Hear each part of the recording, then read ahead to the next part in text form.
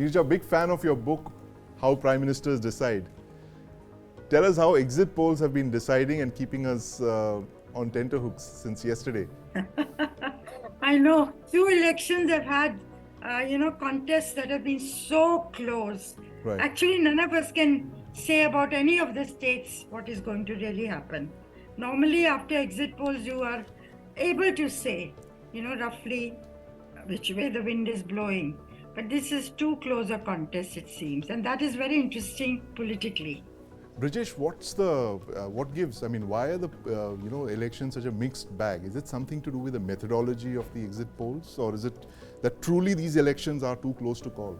Well, I think, Sandeep, I mean, these are fairly indicative numbers of which way the wind is blowing. Right. And if you look in the past record of pollsters who have predicted fairly accurately, like, right. My Axis or a couple of others, they have been, their success rate is 80% and all. So right. usually you tend to go with their predictions, and because the difference in seat is like, from 120 to 140, and a lot can happen between 120 and 140. Yeah, exactly. Governments can be... Exactly. I mean, like, when you're fighting for 2 seats or 3 seats, these 20 seats gap is too much of a gap. Right. But the figures which have come out, Sandeep, I mean, I'm not looking at it as a scientific this thing or for sure, right. but the figures are incredible. Right. The reason why figures are incredible is that in all the states, it was exactly opposite what was supposed to happen. Yes. Like for the state of Rajasthan, for the last 3 decades, it has a revolving door policy with, BJP and then Congress forming the government. And whenever BJP would form the government, the Congress would go to almost its nadir, winning absolutely. 30, 40 seats and all. But this time, even if you go to the pollster which are giving them worse seats, that worst seat is above 75. Right. So it is very, very interesting to see how Rajasthan has voted. Now, Madhya Pradesh was another where, after a very long time, I would say, this kind of experiment took place where you send your sitting cabinet ministers and member of parliaments and put them there in Madhya Pradesh to work victory for you. Right. Now, if you go by 2 pollsters which have predicted outrageous figure, if I may say so.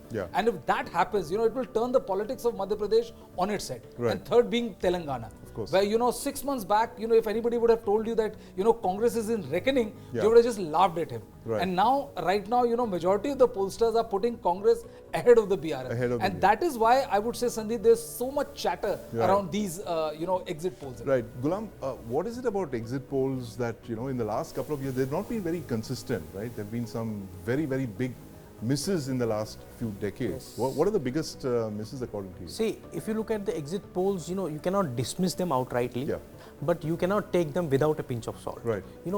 If you see 2004, if you go back to 2004 elections, India shining and everybody was predicting that NDA is coming back, but we saw what happened. Yes. Then 2014 elections, no pollster except Axis by India gave 300 plus to NDA. Right. And we saw what a surprise it was, supreme majority.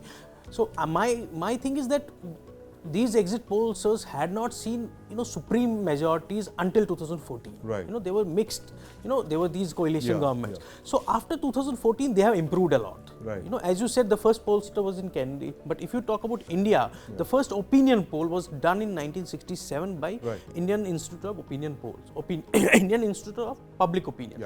So, but the sample size was just 20,000. Right. Over the years, the sample size has increased. If you look at 2019, one of the exit polls had a sample size of around 7 lakh, which comes to one in every 4,000 voters. Right. Over the years they have improved. I won't say they are off the mark, but some have nailed it.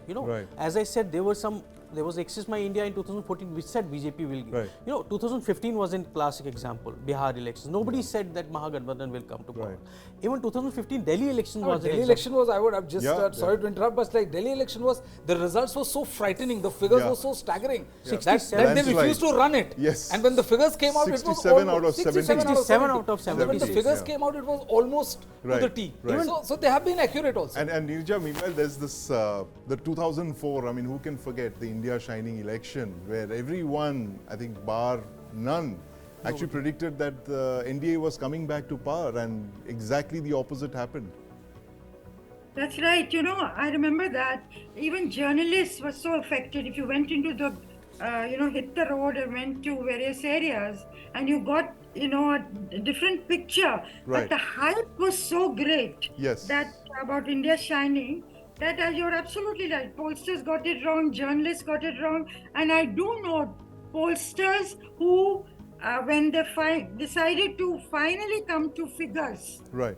they were influenced by this India shiny. Were we getting it right to go the other way? Right. So they went more conservative. Yes. Of course, in India, there's another problem. Unlike the West, people will tell you, I'm a Democrat, I'm a Republican in the United States of America. Before elections, everybody knows how you're going to vote. Right. In India, even after exit polls, if you talk to people and ask them, how did you vote? They will ask you, how did you want me to vote?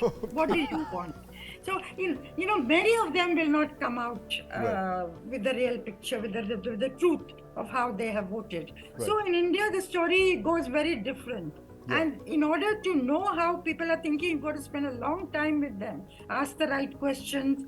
So, they feel it's all right, safe for me to say the way I want to vote or the way I voted. Right. So, Brijesh, So exit polls can, this thing, that we've seen in these exit polls yesterday, 1% difference between the two mainline parties, 1.5% difference, and the margin of error is supposed to be 3%. Right. So all of them could have got it wrong. That's a very valid 3%, yeah, 3% is like governments, built and they rise and fall on So there are, I think much there are smaller some percentages. pollsters which, they take a very, I would say, a leap of faith. They say, they call the elections before, they say, elections results before the results. They say that, like in Rajasthan, in MP, for example, Axis My India is giving clean sweep to BJP, Right. which other pollsters are not doing. It is also to do with the kind of surveys that they did. There may be something wrong with the type of questions that they've gave to the surveyors, or there may be some, it's ultimately science, it's ultimately data analysis. There may be some, errors in data generation and data analysis also. Right. But again, you cannot dismiss them. They have been, some of them have nailed it, and some of them have been very, Right. they have not been correct. So, Brijesh, taking up from what Neerja said, the fact that a lot of exit polls fail to detect that wave election, like what happened. Well, 2004 wasn't one, but certainly 2014 was one. I think everyone got those numbers wrong. I think a lot of them predicted it was going to be above the. I think what has happened, Sandeep, is if you look at the political topography from 2004 onwards, I think when it came closer to 2012 and onwards, there was all these analysts who has come into picture, the backroom boys as you call them, coining those catchy phrases, catchy slogans which help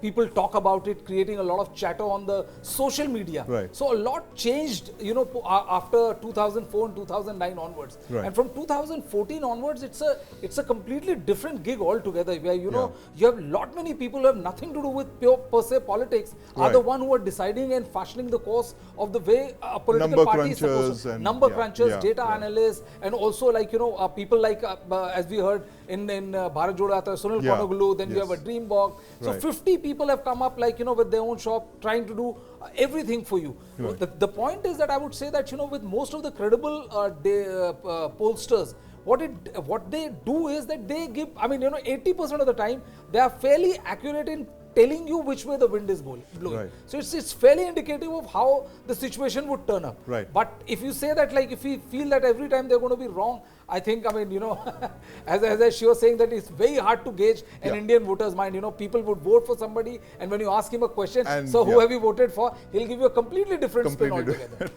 But Neerja, the fact is that exit polls are here to stay. I don't think anyone's dismissing them off, right? And do you see them actually a lot more investments being made in exit polls now with the kind of technology, the tools that are available now? Maybe who knows, AI tools as well probably be deployed in the next couple of months.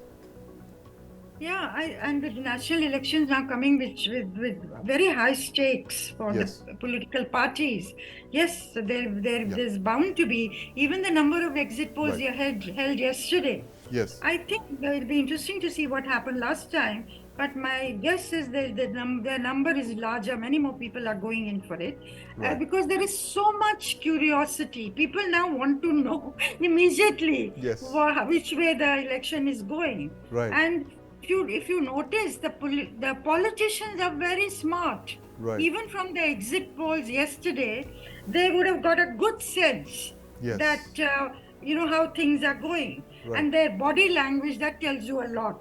I think even at the time, I remember Indira Gandhi in 1977 and saying this, that after she'd filed her nomination papers, she declared the election, filed her nomination papers, when she came out of the room, she said, I got a sense that I might lose that election. Because people, the way they respond, those who gathered outside, the way they responded to her, their body language, was enough indication. And those of us who've covered elections, you know, year after year for decades, also sometimes, you know, you realize it's a dead audience or a live audience. That's right. Dead audience, people who've been brought there or have just come and sit down on these chairs because it's expected of them, or they've been paid money for it, or those who are really enthused, and you sense this undercurrent of change that they may want. That's a politician's instinct. That doesn't mean you will be able to predict the numbers, but you may be able to say which way the wind is blowing. Yeah, which way the wind is blowing. Neerja, and it's an interesting point you mentioned, that the exit polls are part of what I call the T20fication of electoral results, that everyone wants to know now, here, now. You know, technology is kind of added to our impatience. News9 Plus. Download now.